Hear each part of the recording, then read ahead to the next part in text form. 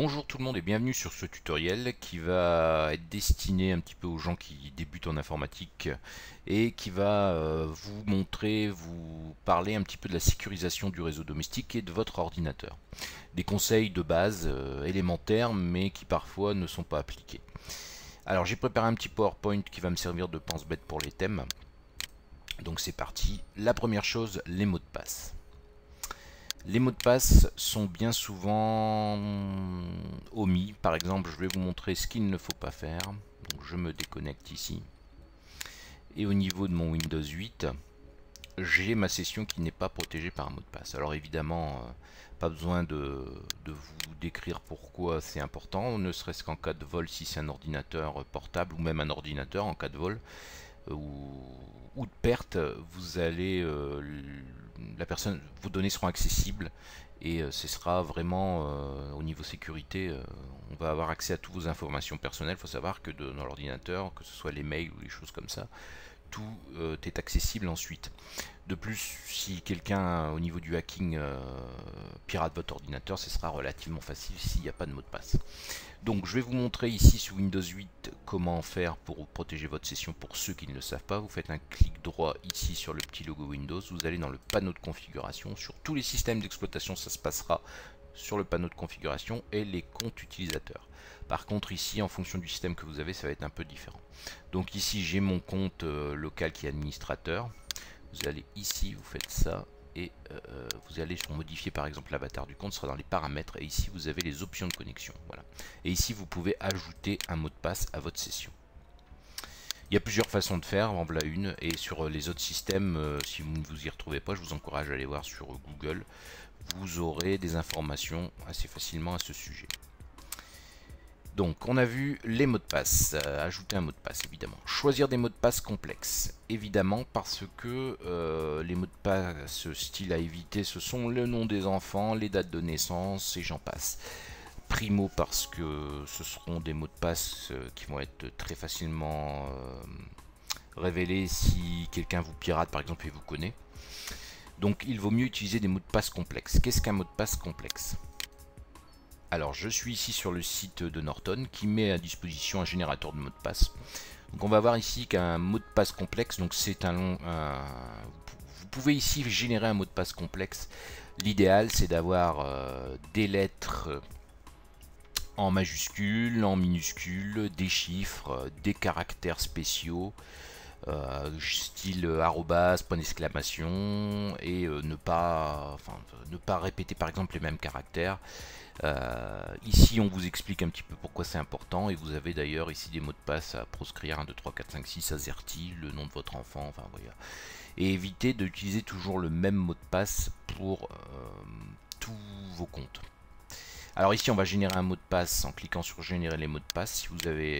Si vous manquez d'intuition, alors qu'est-ce qui se passe, 8, voilà. Ici j'ai un mot de passe complexe, évidemment qui est difficile à retenir. Par contre, alors il y a une technique pour les mots de passe, c'est la technique de la première lettre. Vous retenez une phrase, par exemple ici je suis dans le nord de la France, et mon mot de passe deviendra je, donc J, suis S, D, L, N, D, L, F.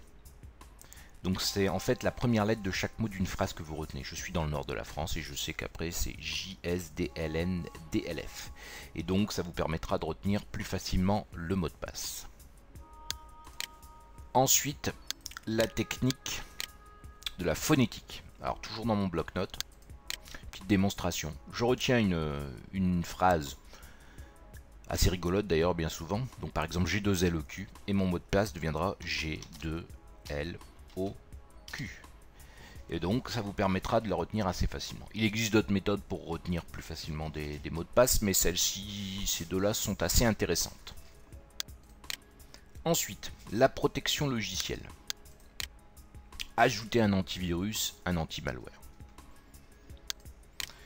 Depuis Windows 8, les versions Microsoft embarquent Defender qui est automatiquement activé par défaut. Je vais vous montrer ça. Alors si je le trouve, voilà, il devrait se lancer. Et donc c'est le logiciel, c'est un clone de Windows Essentiel qu'il y avait avant sur les autres versions et qui fonctionne par défaut, donc vérifiez qu'il est bien à jour. N'hésitez pas à faire une analyse complète ou rapide de votre système régulièrement. Et voilà, il existe des alternatives gratuites encore, comme Avast, ou des payantes qui ont comme Norton, Kaspersky, Bitdefender, qui ont plus ou moins des avantages et des inconvénients, qui seront plus ou moins efficaces. Ça, c'est au bon vouloir de chacun. Ensuite, installez les mises à jour de votre système. Les mises à jour des systèmes d'exploitation sont importants parce que ça va en fait permettre, par exemple dans le cadre des mises à jour de Microsoft, de corriger les failles qu'il pourrait y avoir pour justement le piratage et aussi apporter de la stabilité à votre système.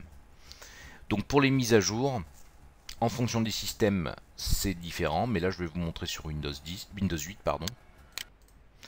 Sur Windows 10, vous cliquez sur le petit logo Windows en bas à gauche, vous tapez simplement ici Update et vous avez les paramètres de Windows Update qui vont s'afficher. Et vous avez ici donc la vérification, vérifier maintenant. Vous avez l'historique des mises à jour. Aucune dans mon cas, c'est pas bien. Et choisir le mode d'installation des mises à jour. Donc vous avez ici installé les mises à jour automatiquement.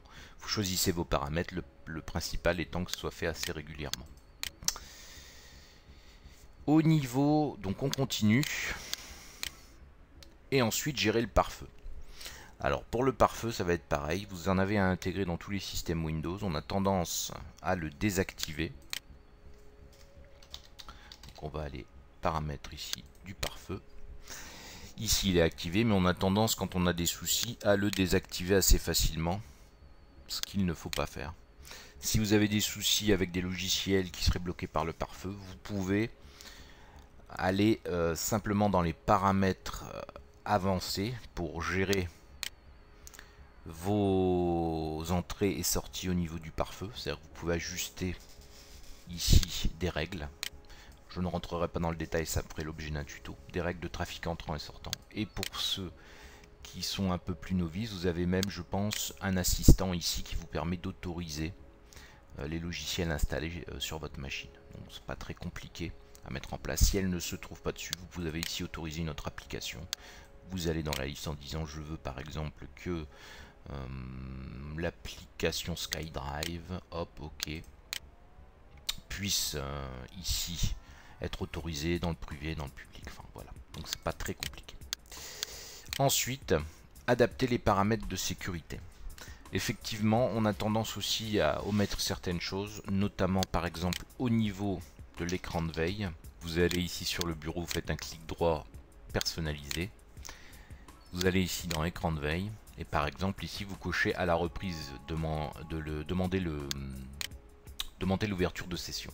Ce qui vous permettra de réafficher votre page de login de session et si vous l'avez protégé par mot de passe, de devoir remettre ce mot de passe pour rentrer dans la session. Vous avez aussi d'autres paramètres comme les stratégies de groupe local. Donc vous tapez stratégie, modifier la stratégie de groupe. Et ici vous avez des paramètres qui vous permettent d'affiner la sécurité de la machine, d'autoriser certaines choses ou d'autres. Par exemple, on va ici aller configuration de l'ordinateur, paramètres de Windows, alors il faut que ça charge. Et vous avez par exemple ici paramètres de sécurité, j'y vais vraiment au pif on va dire, donc les stratégies de compte.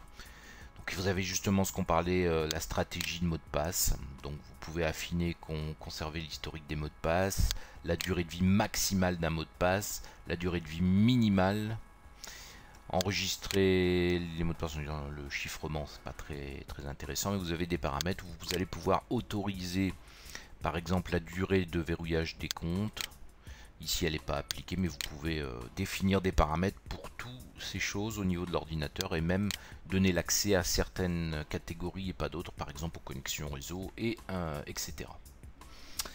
On revient sur notre présentation, on passe, donc la stratégie locale c'est ce que je viens de vous montrer, et le type de compte, ce qui est aussi assez important. On oublie trop souvent au niveau de Windows Au niveau des comptes utilisateurs, on a montré ici que je suis administrateur.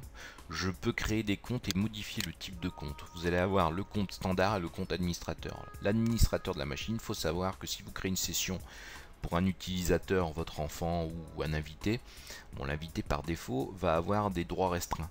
Mais la personne, le compte administrateur de la machine, a accès à tout. C'est-à-dire qu'il peut modifier la stratégie qu'on vient de voir, la stratégie de groupe local. Il peut modifier absolument tout. Un utilisateur standard va avoir accès à très peu de choses au niveau de la configuration du système.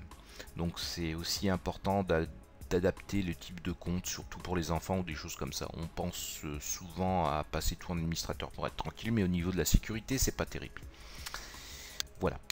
Alors, on retourne au niveau de notre présentation. Les points d'accès Wi-Fi. C'est un autre souci au niveau du réseau domestique. Alors, aujourd'hui, vous avez souvent une clé de protection au niveau de votre Wi-Fi.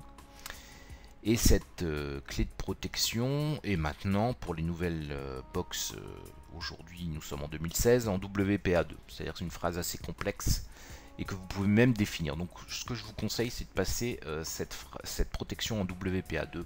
C'est un peu plus compliqué, enfin c'est compliqué à casser pour un hacker. Je vais essayer de vous montrer ça par une capture d'écran. Voilà, une capture d'écran ici d'une Livebox. Et on peut voir qu'ici, j'ai une protection web, c'est à éviter. Une clé web 64 bits ou 128 bits est très facilement cassable pour un hacker avec des brute force ou des choses comme ça ou des dictionnaires. C'est assez rapide et donc c'est à éviter. Aujourd'hui, il faut mieux utiliser le filtrage WPA2. Ensuite, cacher le SSID. Le SSID, c'est quoi? De votre point d'accès Wi-Fi ou de votre box. C'est-à-dire que quand vous vous connectez à votre Wi-Fi, vous avez ma Freebox ou réseau Livebox 0, 6, 32, ce que vous voulez. D'ailleurs, je pense qu'on peut peut-être le voir sur ma capture d'écran. On va aller voir ici si c'est indiqué. Vous avez ici voilà le SSID qui est paramétrable, c'est-à-dire que vous pouvez mettre Livebox 2 mois, enfin ce que vous voulez. Il est possible et on le voit ici, de couper l'émission de ce SSID, c'est-à-dire que votre box ne va plus être détectable. Quand vous allez être sur votre machine, vous allez détecter les réseaux de Wi-Fi à portée et il n'y aura aucun réseau Wi-Fi disponible, malgré qu'il est là. Il faudra à ce moment-là, au niveau de votre paramètre de connexion Wi-Fi, c'est un peu plus complexe, mais c'est toujours intéressant d'utiliser de cacher ce SSID, c'est de renseigner vous-même le nom de la Livebox. Par exemple, là, je vais devoir renseigner le nom du SSID, Livebox-9001, et mettre les clés de protection et tout ce qu'il faut pour me connecter dessus. Et là, ça va fonctionner quand même. C'est pas parce qu'elle n'est pas visible qu'elle n'est pas accessible, mais en fait, on cache le nom du point d'accès et ça permet du coup à quelqu'un qui voudrait rentrer dans votre système Wi-Fi de ne pas... Déjà de ne pas le voir. Alors vous dire que c'est impossible, ce serait faux, parce que malgré qu'on cache le SSID, on peut quand même détecter qu'un Wi-Fi est à portée, et malgré tout, mais c'est déjà des hackers un peu plus costauds, et pas ceux qui suivent les petits tutos sur internet. Ensuite, le filtrage par adresse MAC. Alors là, je vais pas trop m'étaler là-dessus, mais ça vous permet en fait, chaque ordinateur, chaque machine, chaque smartphone ou tablette a une adresse MAC propre à elle. Cette adresse MAC ressemble à ça. Vous pouvez voir ici l'adresse physique qui correspond à l'adresse MAC de ma carte réseau et donc qui est propre à ma machine. On va pouvoir au niveau d'une box aujourd'hui Orange, Livebox Free et tout ce que vous voulez faire ce qu'on appelle du filtrage MAC. C'est-à-dire qu'on ne va autoriser à se connecter à votre réseau que les adresses que vous aurez définies dans le filtrage MAC. Ce qui fait que même si quelqu'un récupère votre mot de passe Wi-Fi ou vient se connecter à votre réseau avec un câble, si l'adresse MAC n'est pas répertoriée, il ne pourra pas utiliser le réseau local, il ne sera pas se connecter. Donc c'est aussi un bon procédé pour protéger, mais on monte déjà dans des choses un peu plus complexes au niveau d'un début, de quelqu'un qui débute avec son réseau Wi-Fi. Mais ça peut être une protection très facile à mettre en place et très efficace pour ceux qui sont parano. Ensuite, les sauvegardes. Alors on oublie toujours de faire des sauvegardes ou on y pense quand il est trop tard. Alors vous pouvez planifier des sauvegardes sans S, pardon pour la faute, des sauvegardes système. Chaque Windows a son système de sauvegarde. Pour la sauvegarde du système dans Windows 8, je vais dans le panneau de configuration, historique des fichiers, et ici le système recherche les lecteurs disponibles. Il n'en trouvera pas, j'en ai pas sur cette machine. Donc le système vous recommande d'utiliser un disque externe. Vous pouvez ensuite restaurer des fichiers, sélectionner un lecteur pour la sauvegarde. Vous avez quelques paramètres. Vous pouvez même ajouter un emplacement réseau pour sauvegarder. Et ça vous permettra de sauvegarder votre système, mais aussi, je pense, les données personnelles. Alors tout dépend du système. Là sur Windows 8, c'est un peu différent de Windows 7 et Windows 10. Donc les sauvegardes de données, je pense que ça va être pareil, mais vous pouvez aussi utiliser ce qu'on va voir ici, des logiciels externes au système, comme par exemple Cobiange, que je vais vous présenter, que vous pouvez retrouver sur www.cobiansoft.com, sinon vous cherchez dans Google. C'est un logiciel de sauvegarde complètement gratuit, personnalisable. Vous pouvez automatiser à des heures régulières au démarrage du PC la sauvegarde, et vous pouvez choisir de le faire vraiment sur divers formats, que ce soit des disques durs locaux, des adresses réseau, et même vers des espaces dans le cloud. Aujourd'hui justement j'allais vous parler du cloud. Pour vos sauvegardes, il est aussi possible pour vos données personnelles de les transférer dans le cloud. Aujourd'hui vous avez des espaces mis à disposition gratuitement qui peuvent être plus ou moins importants selon les opérateurs. Et ici vous avez Ubique qui vous permet d'avoir un cloud de 25 Go gratuitement simplement en vous inscrivant. Ubique étant un service de OVH. Et vous vous inscrivez, vous avez 25 Go avec un petit utilitaire pour ici avoir l'impression d'avoir vos données en local.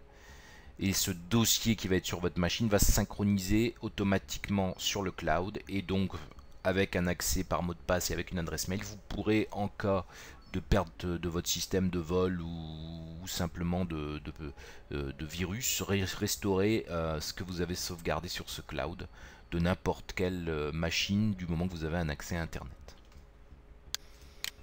Voilà, donc c'est tout pour ces petits conseils et pour voir comment protéger un petit peu votre ordinateur et votre réseau domestique.